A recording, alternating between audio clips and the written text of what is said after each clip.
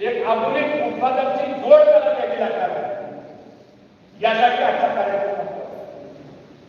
आणि म्हणून 3 विषयाकरता आपण एकत्र जाऊ. पहिला मुद्दा असा आहे की एआय ही नवीन टेक्नॉलॉजी आहे. ग्रामीण भाषेमध्ये सांगायचं झालं तर आपल्या मोबाईलवरचा हा गुगल आहे. जसा आपल्या शेतामध्ये एखादा पुन्हा अनुभवी गडी असतो, तो आपल्याला मार्गदर्शन करतो, आपण त्याला संपादनाच्या प्रमाणात शेती करतो किंवा शेजाऱ्या पाजाऱ्यांचा सल्ला घेऊन आपण शेती करतो. तसं आता हा एआय म्हणजे आपला सुधारित उपक्रम आहे, म्हणजे आपल्याला लवकर कळेल एआय म्हणजे काय. दुसरं कारण, एआयची आवश्यकता काय निर्माण झाली. आता 5 गोष्टीकरता आवश्यकता निर्माण झाली. पहिली गोष्ट, खर्च आपला वाढत चाललाय. घरातला खर्च वाढत चाललेला आहे, प्रपंचाचा खर्च वाढत, राहणीमानाचा खर्च वाढत चाललाय आणि शेतातला पण खर्च वाढत चाललाय.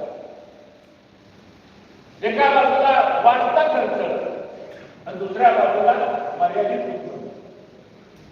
ते नुसतं मर्यादित राहिलं काय उत्पन्न, तर ते उत्पन्न आता कमी कमी होत चाललेलं आहे. लोकांची काय हे उत्पादन आपलं कमी कमी होत चाललेलं आहे. वाढवायचं असेल त्याला एआय पर्याय. ते पहिलं कारण. दुसरं कारण, एआय मुळे 40% उत्पादनाचा खर्च वाचतो. 40%. तुम्ही जर 50,000 रुपये एक लिटर ऊसाला खर्च करत असाल तर 30 ते 35,000 रुपयामध्ये तुम्हाला ऊसाचं उत्पादन करायचं. अशक्य नाही. म्हणून 40% उत्पादनाचा खर्च वाचतो, म्हणून एआय करायचं. 35% पाणी वाचतं. 35% पाणी वाचतं. जाधव साहेब, तुम्ही सांगितलं 3 कोटी लिटर पाणी तुम्ही एकराला देताय. विचार करायचा. उजनी सारखी 100 धरणं जरी बांधली तर तुमच्या शेतीला पाणी करतो. त्याचं कारण असं आहे, 3 कोटी लिटर जर एका एकराला पाणी देणार असाल, माझ्याकडे 20 एकराची नोंद आहे या वर्षीच्या गणित कामाला. हिशोब करा, 20,000 एकर इंटू 3 कोटी पाणी झालं तरी.